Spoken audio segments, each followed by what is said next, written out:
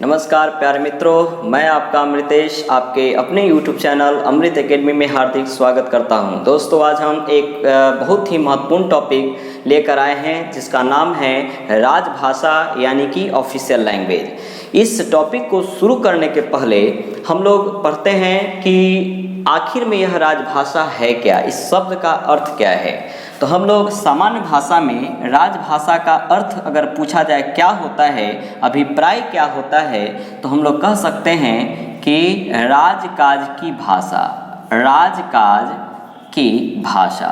इसका सिंपल अर्थ हो गया राजकाज की भाषा।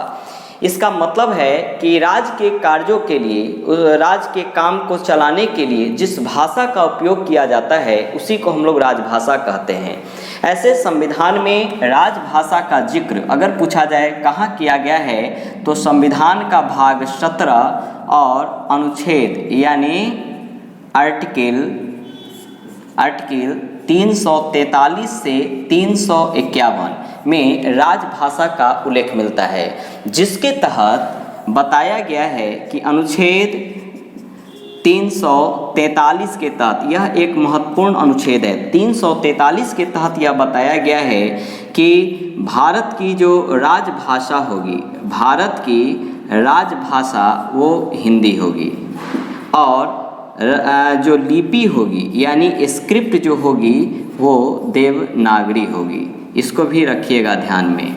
यानी अगर आपसे पूछा जाए राजभाषा का उल्लेख किस भाग में है, तो भाग 17 में है।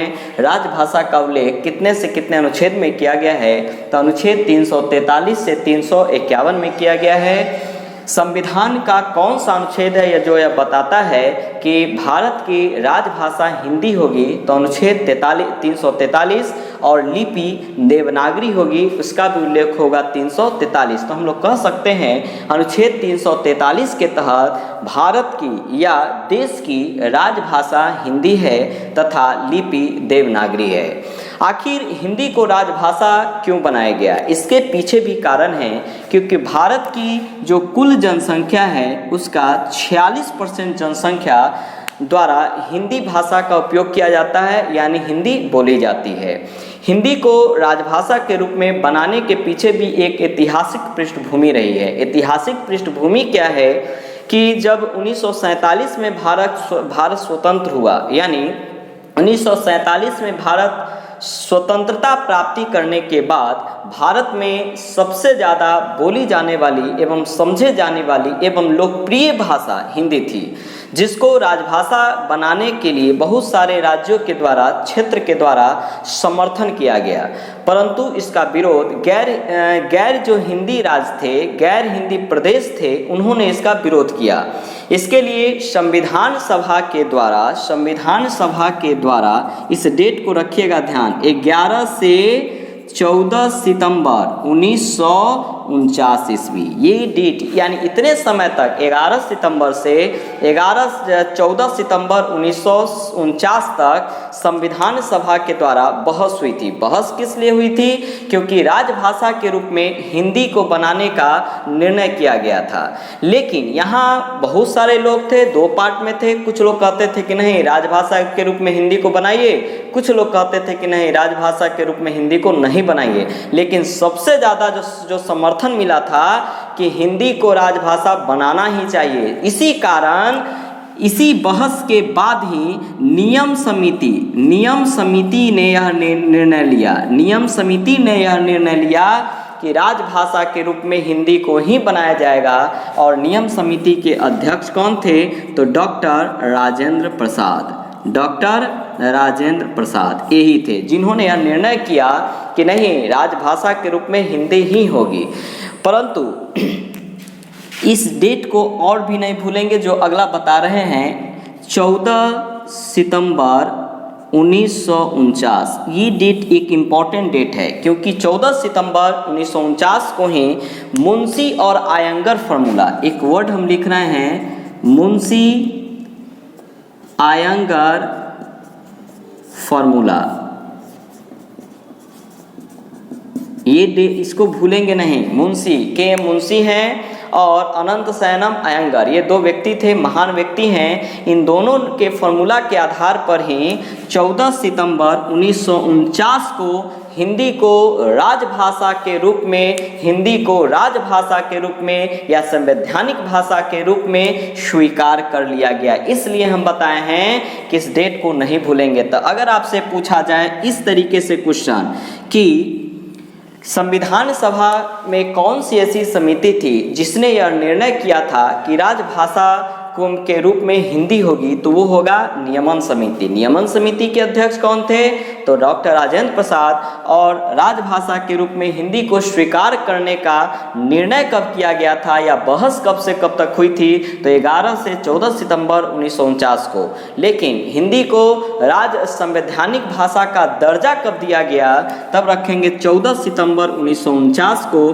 किस फॉर्मूले के आधार पर? तो मुंशी अयंगर फॉर्मूले के आधार पर। और इसी कारण जिस दिन यह संवैधानिक दर्जा हिंदी को मिला है, यानी कि 14 सितंबर को, इसी दिन हम लोग हिंदी दिवस के रूप में मनाते हैं। तो क्वेश्चन हो गया, हिंदी दिवस कब मनाया जाता है? 14 सितंबर को। अब इससे संबंधित जो अनुच्छेद होंगे उसको हम लोग जिक्र करते हैं।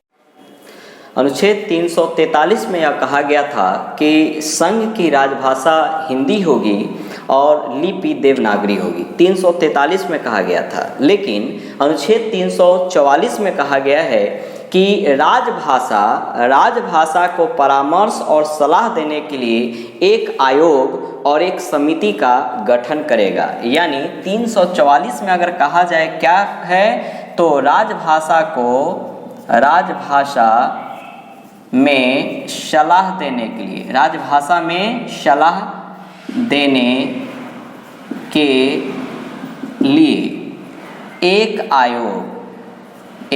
आयोग और एक समिति का गठन राष्ट्रपति द्वारा किया जाएगा, यानी राष्ट्रपति करेगा। तो हम लोग अगर कहा जाए, पूछा जाए अनुच्छेद 344 क्या कहता है, तो राजभाषा में परामर्श और सलाह देने के लिए एक आयोग और एक समिति का गठन राष्ट्रपति द्वारा किया जाएगा। अब वह कौन सा समिति होगा? तो एक आयोग का नाम होगा जिसका नाम है राजभाषा आयोग, और एक समिति है जिसका नाम है संयुक्त संसदीय समिति। अब इस दोनों को जानते हैं। देखिए, ये दोनों में से कोई भी चीज़ पूछा जाए, इसका गठन करता कौन है? तो राष्ट्रपति करते हैं।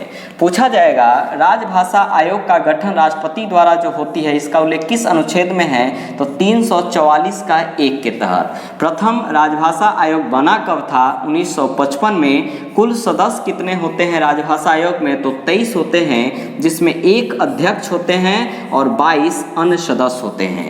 अब एक जो अध्यक्ष होते हैं वो प्रथम अध्यक्ष के रूप में कौन चुने गए थे? यानी पूछा जाए प्रथम राजभाषा आयोग के अध्यक्ष कौन थे? उनका नाम था बाल गंगाधर खेर, या शॉर्ट में हम लोग बीजी खेर कहते हैं।